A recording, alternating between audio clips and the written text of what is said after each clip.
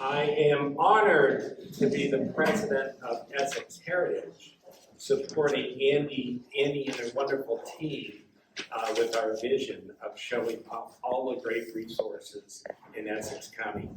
And you don't have to go any further than look around these walls and paintings. I was blown away this morning, Albert, when I came in here and I thought I was coming into a historic home, and it just kept going and going and going in the room. So I hope people can spend time or come back later. I'm going to give some more remarks later about Essex County, but first I'm honored to introduce Mayor Greg Verga to welcome us to this wonderful city.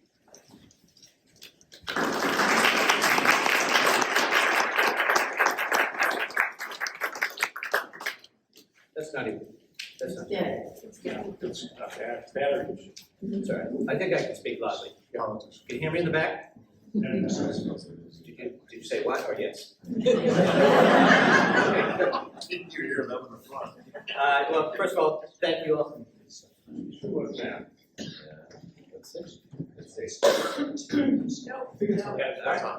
I don't hear. You heard that? Yeah. I'll try to speak loudly just in case this is Perfect. Oh, there I can hear it now. So you can hear me in the back? Yes. All right. First of all, thank you. As mayor of the city, I'm happy to officially welcome you here today. I don't know if Senator Tar has made it yet, but he's probably right on time if that's the case. No, he's right on. He's on car time. So I just want to thank the KPM Museum for hosting today. The museum offers so much to Gloucester, and I'm grateful for all that they do, from hosting community events to displaying historic artists. They bring so much to our city, so thank you, Oliver, and your team. Essex County has such a rich history, strong culture, and countless beautiful natural resources. The work of the Essex National Heritage Commission is critical to supporting and preserving all these important pieces of our communities. Essex Heritage does an incredible job highlighting all the unique and meaningful features that all of our cities and towns have. Just a few weeks ago, I attended the Trails and Sails tour at Historic City Hall. I didn't make it up to the bell. I almost got to the top. If any of you ever had the trip up to City Hall Tower, yeah. I got about 3 steps up, headed to the bell, and I said, never mind, because yeah, it's 150 odd years old. But the views are spectacular, so if you're braver than I, come over and take a peek. It's incredible to see the view of our harbor from up there, and it was, I'm sure that anybody who was up there will be taken aback by the breathtaking scene. So the work of the Essex County Heritage opens the eyes of residents and visitors to hidden gems throughout Essex County, and their work is invaluable to preserving these treasures. So as many of you know, Gloucester is approaching our 400th anniversary, and I can think of no better time to highlight all of the amazing things that make our community what it is. Gloucester's valued walking waterfront, stunning natural resources, and booming arts community are just some of the pieces of our city's identity. So I hope you are all able to enjoy our celebration next year. I hope you have time to stick around and tour the rest of the museum. And I hope you have time to take a walk around downtown. But feed the meter this time because the mulligan ends at 10:30. So thank you so much. Thanks for hosting KPM Museum. Thanks for you guys allowing me to speak. And I do have to run to another meeting, so please forgive me.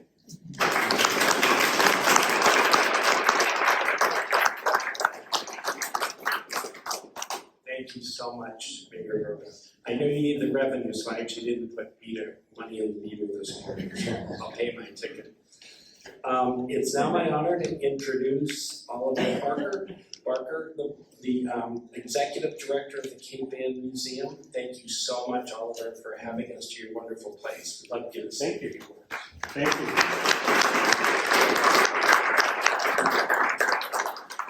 Thank you, David. Thank you all. It's a pleasure to be here and echoing your sentiments about this institution. When you walk in, it does look like a historic home, and it just, as you said, it just keeps on going. And that's really exciting. Some of you may know that in 2020, the museum expanded our operation and opened a new campus called the Cape Ann Museum Green, which if you came on Route 128 this morning at the first rotary, you would have gone past.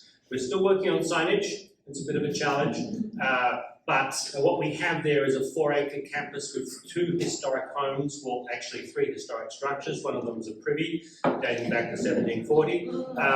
And we're in the process of restoring them all. We built a 12,000 square foot new Janet and William Ellery James Centre, which is not only for the storage of our collections in the state-of-the-art facility, but also for forward-facing exhibitions, particularly related to contemporary artists and contemporary practice, which is a really exciting thing. We're using that space to convene the community in new ways, and so there is a lot of new ways in which I hope you can all engage with the Cape Ann Museum. We exist to tell the story of this place and its very singular role in changing both the course of American art and American history.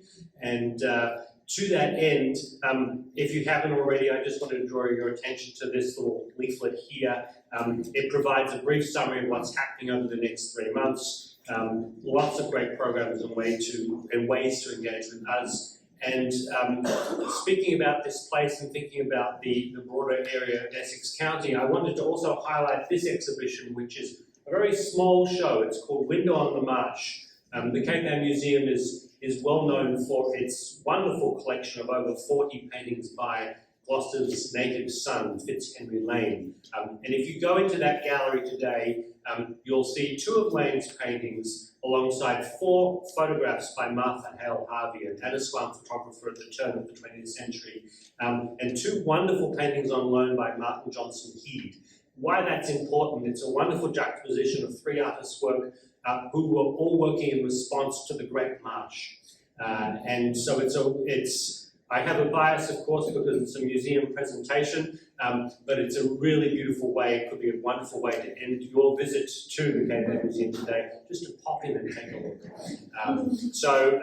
With that, we're obviously very honoured to welcome you all here today. And as we think to the 400 plus anniversary that the Mayor mentioned next year, I want to draw your attention to something else that we are celebrating as an institution next summer, and that is an exhibition devoted to the work of Edward Hopper. Hopper came here in 1923. Technically, he was here in 1912 as well, but 1923 was important because he came here, he reconnected with someone he had gone to art school by the name of Joe Nivison, and it was here in 1923 that, thanks to Joe Nivison, he began to paint in watercolours. And that fall, again thanks to Joe, he took some of his paintings to the Brooklyn Museum of Art, and he sold one, a painting that he made of Rocky Neck. He sold it to the Brooklyn Museum, and it's called The Mansard Roof. And he hadn't sold anything in a decade, and 11 years after that first sale, he had his first one-man retrospective at the Museum of Modern Art in New York.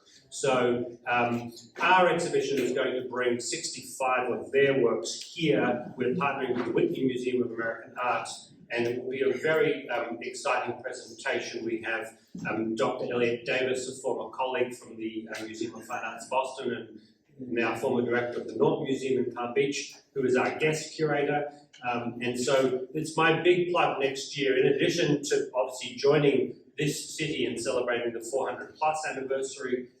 We are going to be focusing on the centennial of when Hopper was here and Gloucester was the creative catalyst that changed the direction of his work and the direction of American art.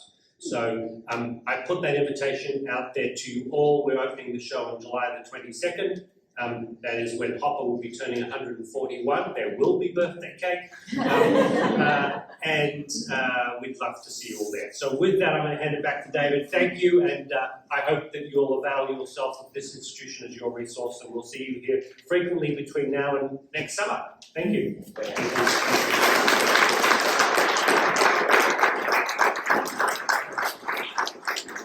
Thank you, Oliver, so much to welcome us to your beautiful place. So I'm not sure if the timing of our Massachusetts Senate delegation is impeccable, but I'm not sure if I need to tell a few jokes to give them a few moments. But I'm going to welcome Bruce Tarr and Joan Lovely up to see if they'd like to say a few words.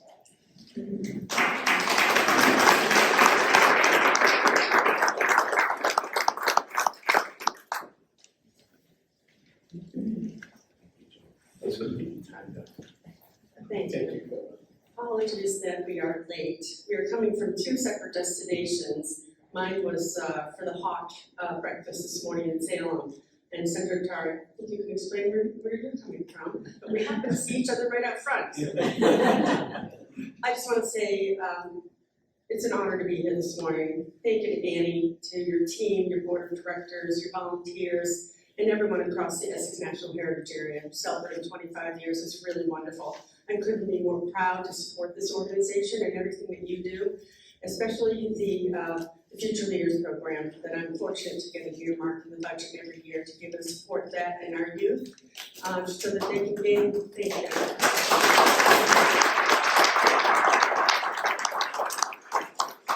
experience and confidence to go out into the world.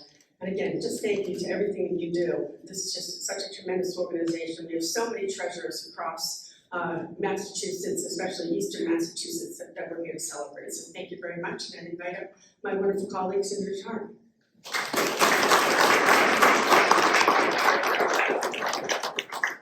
Well, thank you very much, Senator Lovely, and good morning. I want to say that we had a wonderfully productive bipartisan conference in the parking lot at the Cape Ann Museum.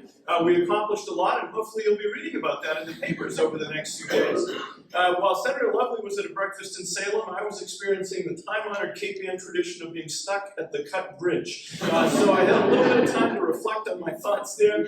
And what I was thinking was about the fact that when the Essex National Heritage area was begun, when the initial conversations were happening, it was argued that it would be transformative in helping to link the rich resources of our region together in a way that made them digestible and understandable for those coming from the rest of the world. And we look back now and we see that every bit of that compelling argument has been made true by the history of this organization since its inception. And of course, tremendous thanks go to the indefatigable Annie Harris for her work, and the team.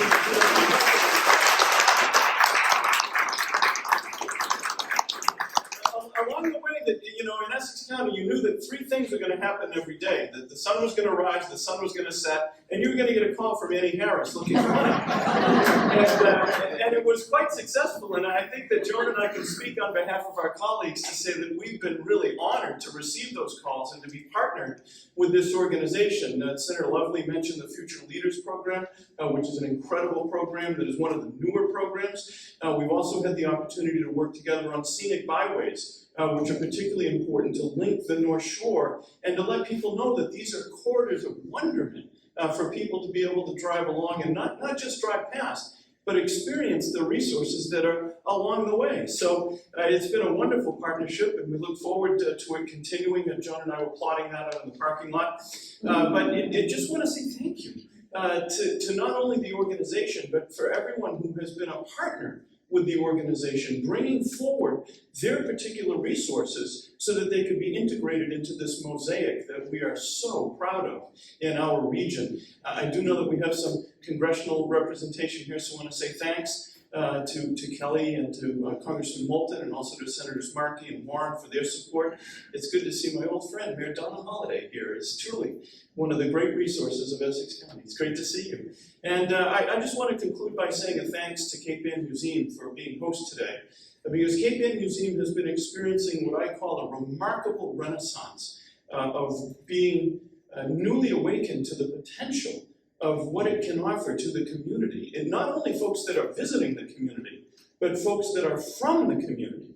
And so we've had some wonderful exhibits and programs, and Oliver and his team have just been remarkable in what has also been a transformative experience for this incredible institution, which is venerable because of its age, but powerful because of its potential. And they've been tapping that potential, and it's been absolutely wonderful. So great to spend a little bit of time with all of you, and I suspect it'll be at least a day before the next call from Annie, wanting us to fund whatever you can come up with. And so, we'll receive the call, and Joan and I will make notes, and then we'll forward it directly to Congressman Moulton. So we look forward to continuing that wonderful partnership. But what a day to celebrate. It's just been a remarkable summer season of coming out of COVID and being able to celebrate the fact that we can be together again, and remembering and rediscovering what makes the place that we live the greatest place in the world. Thank you so much.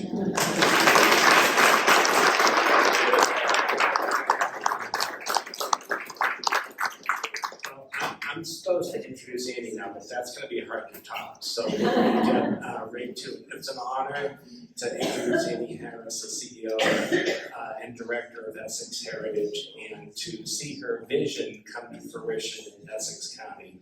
And I'm so happy to be part of it. So Andy, and I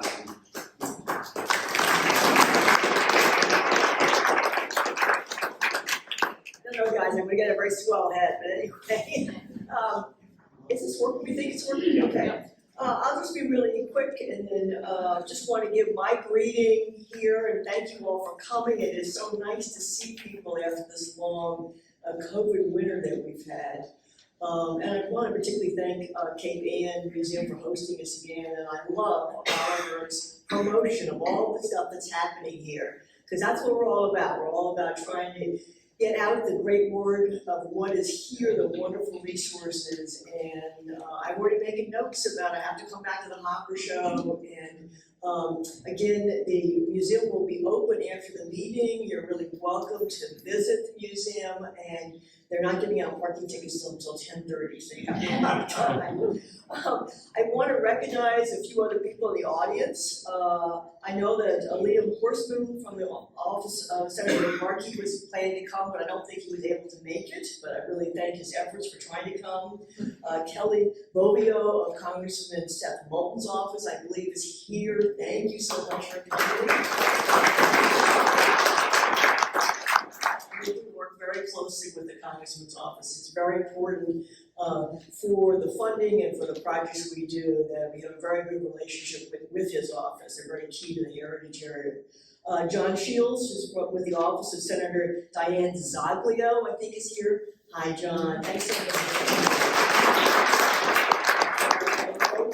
There, Rado from Senator Joe Lovely's office, I think is also here. So thanks for coming. So I'm going to turn the podium back briefly to Dave for some remarks, and then I'll come up and do a little program. thanks so much, Amy, and thanks everyone for being here. So again, my name is David Green, the president of Essex Heritage, and I live in Topsfield. There's so much that's happened, but I see the staff has managed up and given me 3 minutes of remarks. So you folks are going to get the speed dating version of what's happened recently. Why don't you go to the next slide? So the significant things, and thanks to Kelly and her team and Senator Moulton's office, is we are working as part of Essex Heritage on the Border to Boston Trail. The Border to Boston Trail is going to be a 70-mile trail from the New Hampshire border all the way through Essex County and to that smaller county southwest. I think it's called Middlesex or something. And it's an amazing non-motorized shared use path. It still has a lot of gaps in it, and we had a significant advance to the trail this fall when Senator Moulton got a congressional earmark to help with some of the design fundings in 5 towns. So there's gaps in several parts of the trail. We're working on designing and building those gaps. And this earmark of $1.2 million was for Boxford, Newbury, Peabody, Salem, and Marblehead. And this is really significant because they say in this trail building work, it's great therapy for the fanatical optimist because it takes so long. And the design funding is actually harder to come by than construction funds. Once a trail's designed, they're looking for, there's funds to construct the trail. So these 5 towns will have their gaps filled in thanks to Senator Moulton's office. We had letters of support from our congressional state senators and state representatives. So thank you, Kelly, and your team for helping facilitate this. We do have some Border to Boston brochures up there. I only have a few minutes, so I wanted to highlight this one key initiative that Annie and her team have had facilitated. We have a couple of meetings later this week about the Border to Boston Trail. It's coming to work. People are realizing that in these non-motorized trails, it brings so many tourism dollars to our cities and towns, and people come from everywhere to check it out. So If you start at the north, there's now a beautiful bridge in Salisbury that goes over Route 1. There's a beautiful bridge in Saugus that goes over the Saugus River, the Lynn Line, so it's really extraordinary. There are still a few gaps, and we're working to fill those in. So that's my 3-minute or 4-minute. Thanks.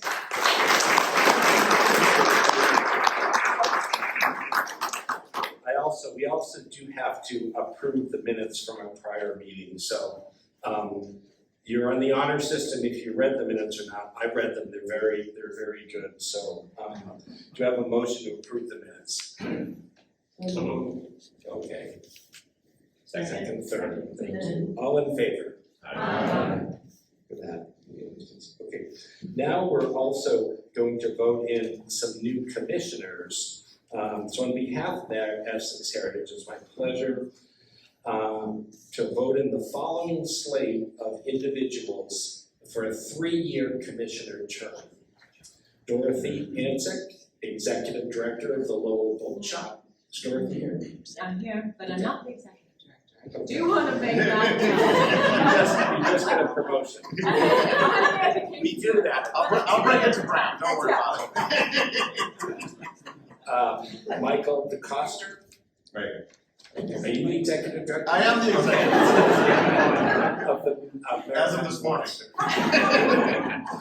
Leslie Melendez, Executive, or Deputy Director of Groundwork Lawrence. And Dakota Russell, Executive Director of the House of Seven Gables Settlement Association. So thank you all. Do you have a motion to vote in these 4 wonderful individuals? Thank you. Second. That was, you have more sure of that than our minutes. All in favor, say aye. Thank you. Congratulations and thank you.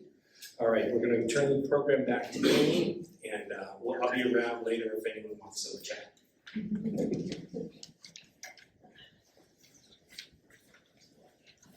Thank you. So usually at this meeting, I do a little review of what we've been doing for the last 6 months in the Heritage area. But I thought this time I would only feature one program. I would talk about trails and sails.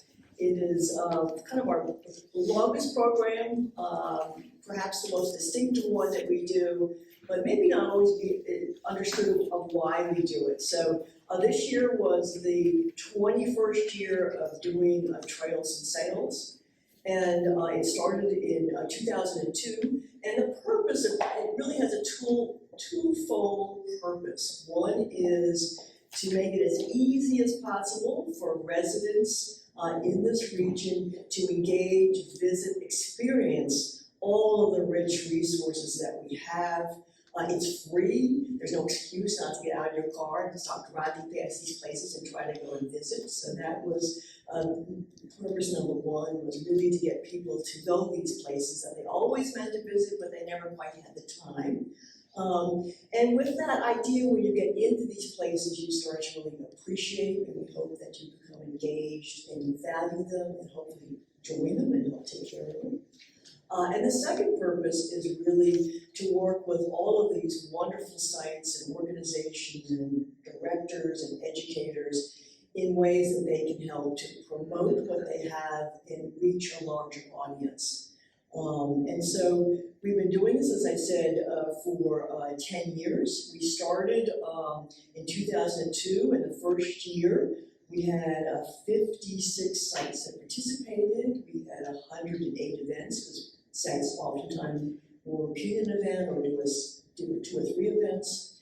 And we had 2,500 participants. And again, as stated in these quotes, I'm not going to go through it all, but our purpose was to really highlight the rich resources and history we have here, and to engage and encourage people to get out and about and really experience them. So this is an early picture of that first year, a tour of Thatcher's Island, walking through Wenham, 300 years of architecture, and canoeing and then a kayak tour of the Salt Marsh. We still do some of these programs, and they've sort of evolved over the years. We've added a lot more programs. In 2005, Trails and Sales got its first website, dedicated to Trails and Sales, and that's become a key part of working on getting out all of the events and communicating all that there is to do here. In 2009, we added the second weekend, so we had 2 weekends. In 2011, we had the 10th anniversary of Trails and Sales, and we had a special passport, and if you went to 10 events, you got stamped, and there were prizes, and that was a lot of fun. In 2019, the program was extended to 10 days. So the last 2 weekends of September and the week in between, 10 days. And we did a big rebranding, which included changing the look of the website and the guidebook and other marketing collateral. And then, of course, everybody knows in 2020, COVID hit. And you know, Trails and Sales is something you do in person, and we debated whether we could do it, and we were, thanks to all of our partners and all of the great people we work with, we were able to pivot and provide virtual events and outdoor events and do-it-yourself tours. So we actually had a pretty good year in 2019, and 2020 I mean, and then a great year in 2021, again with a series of events, virtual and do-it-yourself. And I'm really pleased that this year, in 2022, we were able to come back very strong with a lot more in-person events. And we just finished Trails and Sales as of September 25th, what we think was a really successful year. We're just in the process of doing surveys, but the feedback we've gotten from the sites was very enthusiastic, a lot of people visiting. We had a number of first-time hosts this year who really enjoyed participating.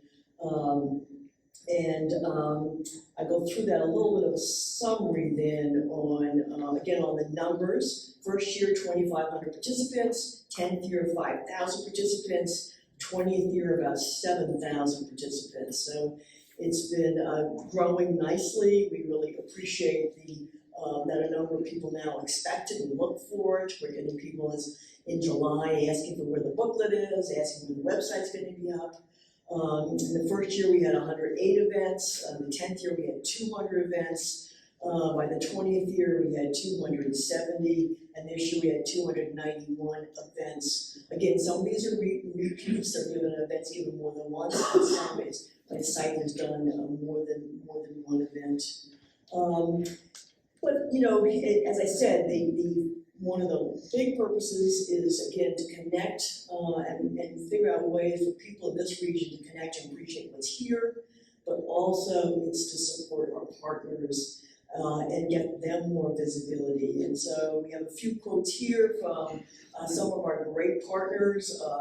For example, the PBD Essex Museum, Jamie Winchell, who's director of their Art and Nature Center, was telling me the other day about how valuable she thinks Trails and Sales is, to make people aware of all that the PBD Essex Museum has to offer, including their really great Art and Nature Center, a wonderful family facility.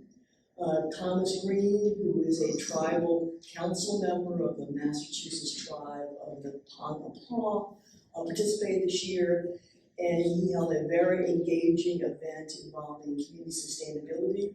And he thanked us for this real visibility that Trails and Sales gave to his work this year. He was a very enthusiastic participant.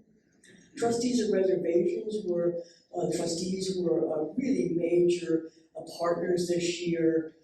Carol McCauley's here, and they really embraced the idea of working with us to help organize and feature 10 events around the Great Marsh. They highlighted the Great Marsh, its recreational potential, its coastal resiliency, the natural habitat. There was a bird watching it, but also what's happening with climate change in the Great Marsh. So really appreciate all their help. So just examples of the work that Trails and Sales tries to do to work with our partners to really bring attention to important programs here and facilities. So, as I said, Trails and Sales for 2022 just concluded about a week and a half ago. We're feeling really good about it. We had 291 events, 133 partners, We had 30 out of 34 communities participate. We still want to get those other 4 next year. And I think we really had one of our best years ever. We have a survey out now, and we've been getting some feedback on it. It's actually at the bottom, there's a little QR code at the bottom of your agenda. So if you did a Trails of Sales event, which I hope you did, please go in and give us your feedback on it, because that's very important to us. The feedback we've been getting so far has been very positive.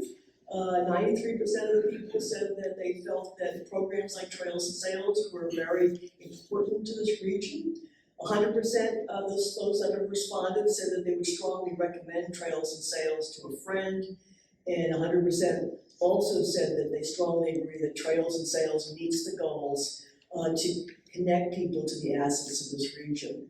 But if you don't agree, go in and survey, because we want the feedback up front. You don't have to be totally positive. We're always trying to change this, and that's important. I think we're always looking at both celebrating what's here and building on the past, but also looking at ways to innovate and improve Trails and Sales. And this year, one of the things that we did was really identify some strong themes in this region that help to organize and show you how these events really relate to each other. The themes were Discover the Great Marsh, and as I said, we had 10 events that really focused on the importance of this biggest salt marsh in New England. We did a Here for Tomorrow theme, which we featured events that deal with sustainability and conservation and the environment, and there's a lot of work going on in that.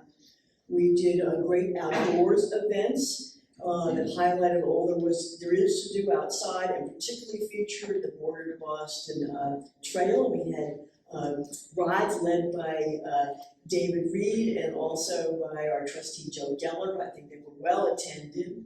And then we did a theme around the untold stories of Essex County. So we have a number of very strong historic themes, but a lot of research is being done now in things that people that have been here for 300, 400, 500 years, and their contributions that are not as well known to the history of this region. A lot of archival work, research, very interesting stories are being uncovered. We're working with that. We highlighted some of those programs this year, and we're doing more work with that.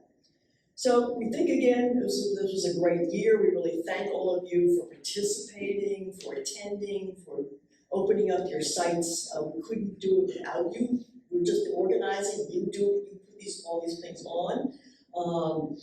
And we really feel that we were successful together in educating and exposing a whole number of new people to the resources of this region, developing their appreciation for what's here, and also just celebrating the wonderful places that we have. Looking ahead to next year, we're already planning. Heather has been heading up Trails and Sales, and she's already planning for next year, but we will continue to look at diversifying events. We had our first Spanish-speaking event this year, and we're looking for that and more diversity. We'll be looking for 100% participation for those 4 communities that didn't participate this year. We think they have important stories and important resources. We want them to participate with us. We're looking at improving the user online experience of the website. It's very important, but it always needs more work. It's actually a pretty complicated site. So we will continue to work on that, improve that. And we will also be identifying more themes of significance that we really want to celebrate and highlight. So again, thank you all. Thank you for participating. Thank you for attending. And come with your ideas and suggestions for next year. We're already working on it. So that's our presentation on that. But now I'm going to segue because again, we work not just with organizations, but people are also extremely important to the success of the work that we all do together. So I want to recognize 4 people that have really gone above and beyond in this region to highlight and work with all of the special resources we have. So we have 2 special recognition awards to start with. Special recognition awards are for people who've done something very significant in the field of historic preservation, resource conservation, and/or interpretive and educational programming. And first, I want to recognize Carol McLaughlin, who is recently retired director of the House of Seven Gables in Salem. In 2013, while she was teaching part-time, Kara was asked by the president of the Board of Trustees of the House of Seven Gables Settlement Association to consider an interim position as executive director. This temporary position turned into 9 years as director of the Gables. And during her time with this venerable institution, Kara helped increase the visitation to the site, professionalize the collection's care at the Gables, improve community relations, and perhaps most importantly, really helped to refocus the Gables on its dual mission.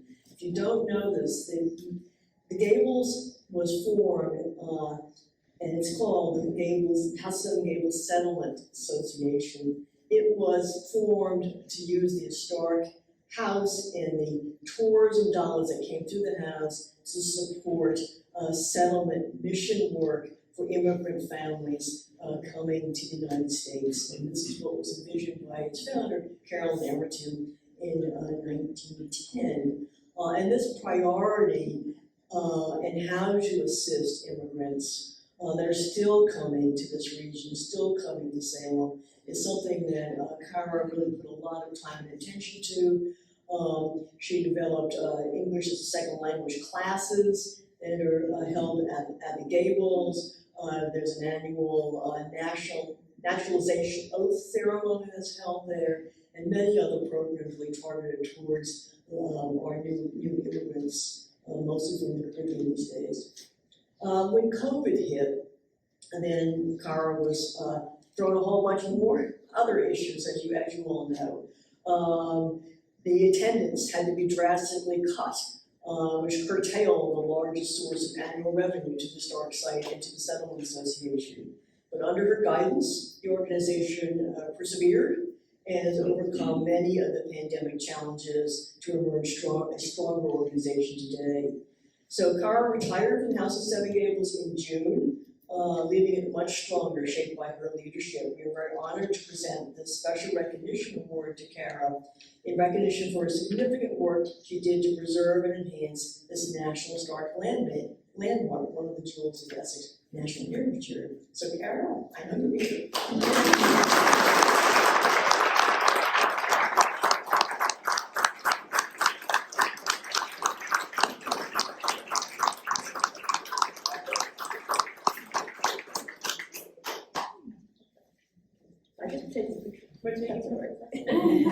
Oh, you want over here?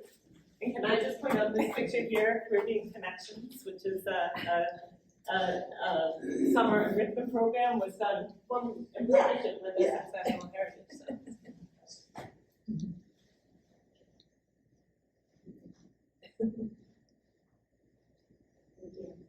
Thank you. Thank you very much.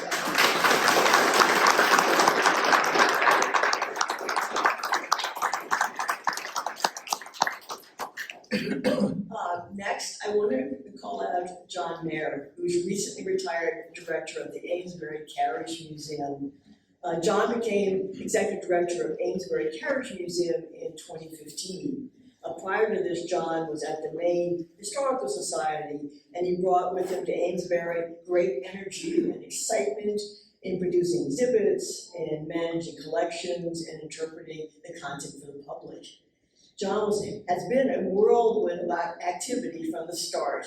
Was very successful in engaging the greater Amesbury community and improving the Amesbury Carriage Museum, and most important, opening the Industrial History Center in 2021, in the middle of COVID.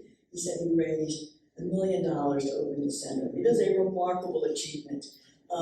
The Industrial History Center is set in Amesbury's Mill Yard and is a physical home for the Amesbury Carriage Museum programs.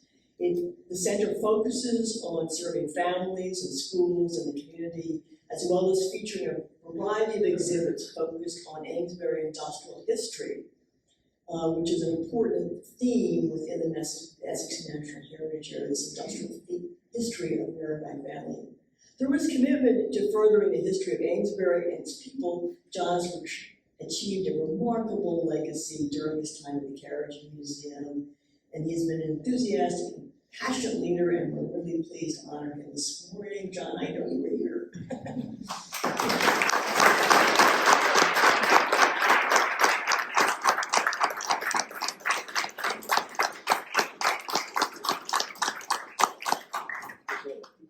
Thank you.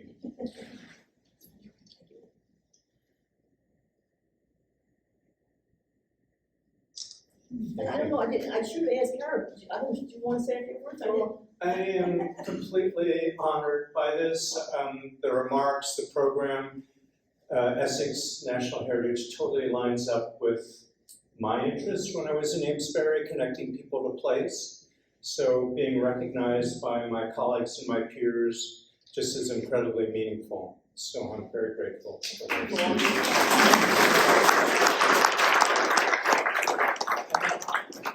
More note, none of us, and I think we all know this, could do our work without the community behind us. So as much as I'm grateful to be acknowledged, I want to say that the work I did in Amesbury wouldn't have happened without a board, without members, without donors, without the community behind us. So I think this recognition says as much about that community that was behind me to make it happen.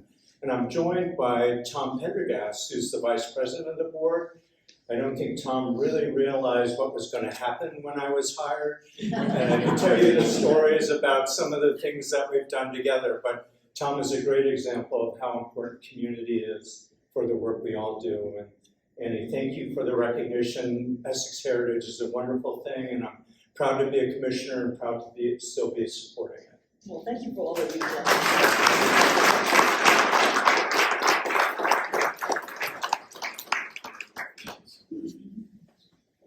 And my apologies to her for cutting you off. I don't know if you wanted to say anything or not. I feel bad that you were up here and I didn't let you really say anything. But I now echo the same thing. I would just say that I have an amazing staff, amazing partners like you, great board, and I've got, our Pentrino here from our board and stuff, board president. Yeah, couldn't do it without them. I listen to people like Ryan Connery when you worked for me, and just listen to them. So listen to the people around you, get the good ideas, and try to give the resources to make them happen. But in Essex Heritage, you were one of the first people I met with when I started. So you've been a great partner. I appreciate your support and everybody's support.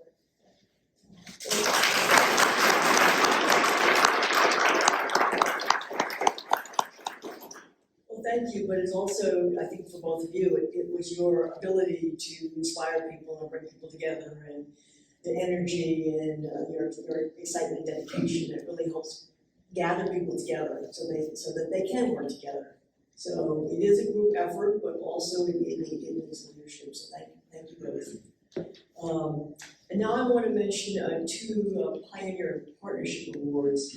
So these are like our special recognition, but a little bit different in that these awards go to people who have really kind of gone beyond the boundaries of their organizations, of their positions, and fostered new partnerships with other groups and other people. And in so doing, they have really had a lasting impact on improving and engaging with the heritage assets of this region. Because one of the things that we feel is very important is partnerships, is breaching our kind of divides, our silos, and bringing people together in ways that make their experiences here much richer.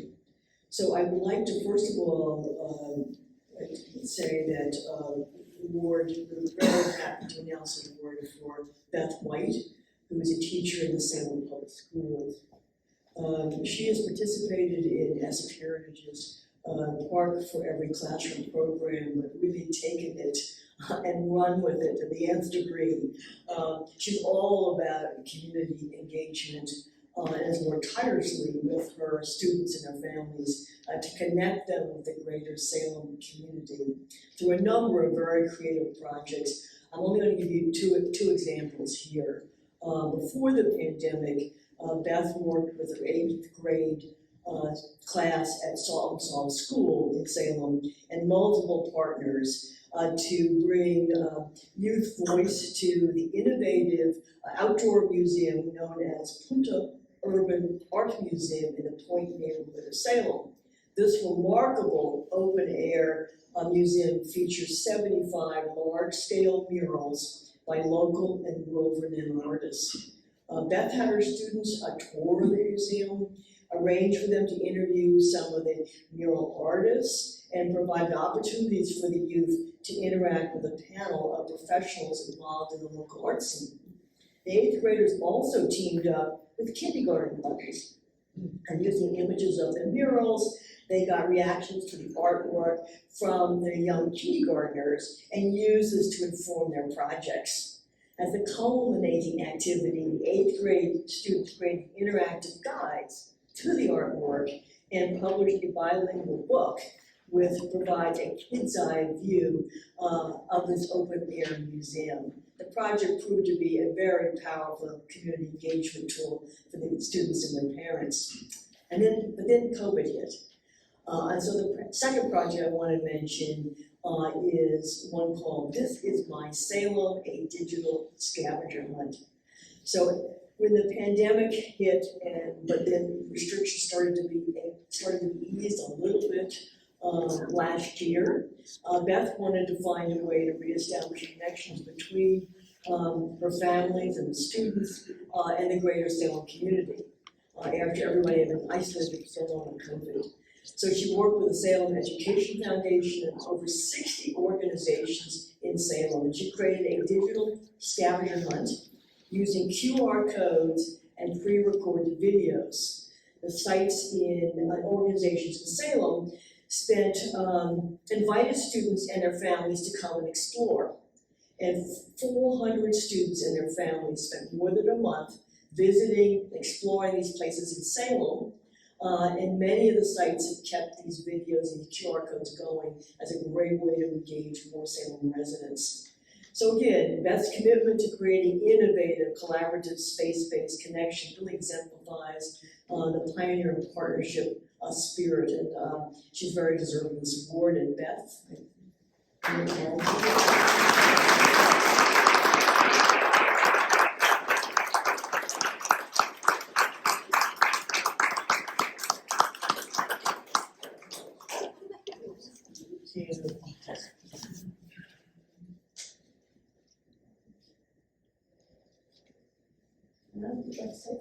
would.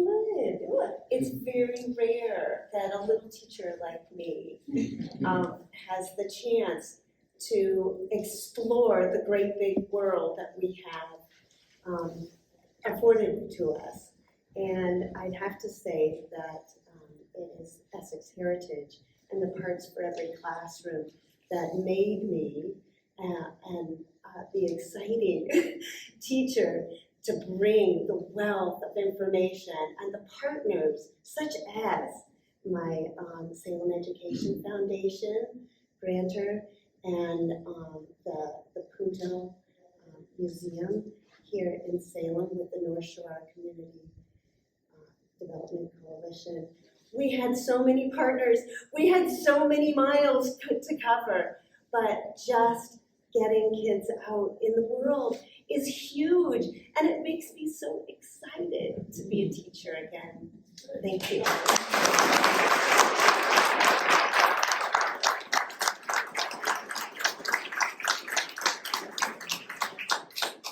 well, she's excited, but she also gets her kids so excited. It's really cute to see the kids and see some of the pictures and stuff, and out and about and discovering all these places. And so the last, but not least, person I want to mention is Wayne Castaway, and he's the executive director of the Ipswich River Watershed. Wayne is a lifelong resident of Ipswich, and he has made advocating for the Ipswich River his life's passion.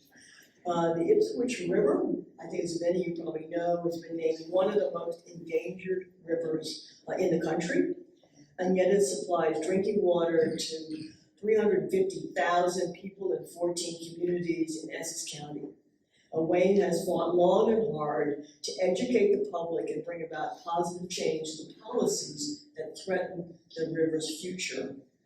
A major breakthrough came through last week when representatives from 18 cities and towns signed the historic North Shore Water Resiliency Task Force Charter.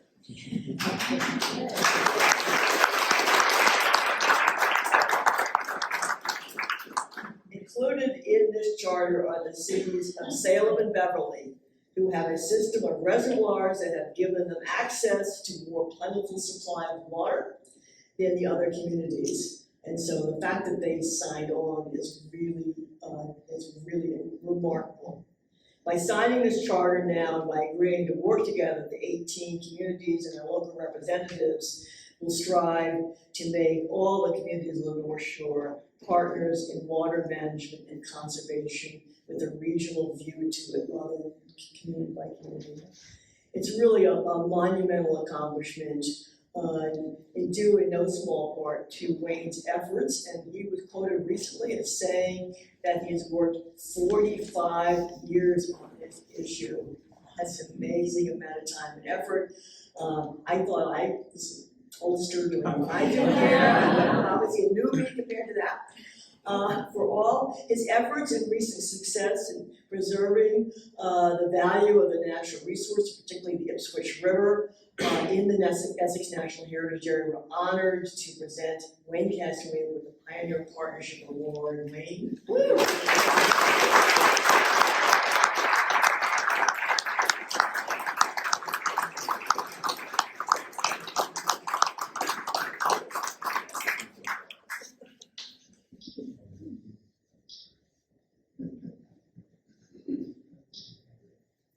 So, has it really been 45 years? I can't believe that. I'm not even that old. I'm a cradle.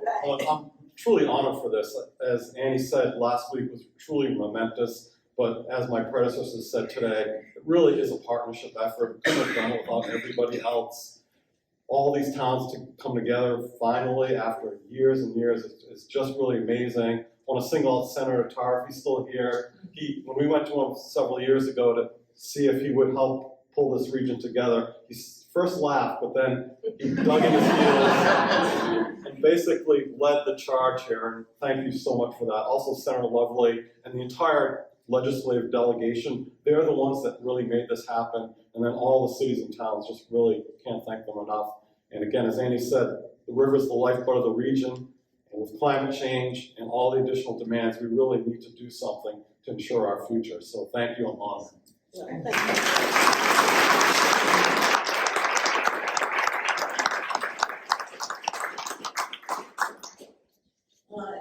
with that, we're almost done. I just have a few closing remarks. Just again, we have some upcoming programs, and there's a schedule out on the table. The annual phone contest is ongoing. The submission deadline is December 16th, and the youth category is back. So encourage you and your families to take pictures. This is a wonderful time of year to do it. So love to have those pictures come in. We always really appreciate seeing what people see. I mean, we're out and about, we see a lot of stuff, but I have to say when people take photographs, I'm always surprised at some of the beautiful places that I didn't know about, that we didn't know about. So please participate. We have several programs in Salem in October,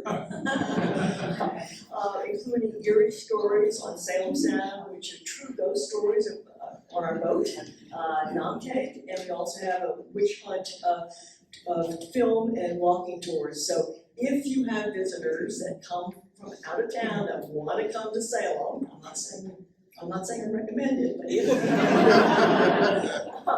I recommend certainly these programs as being much more authentic. They are really based on real history, and we've got very good kudos for these programs. So welcome to avail yourself of them. And then starting November 30th, we will be bringing back our virtual discussions about redefining heritage.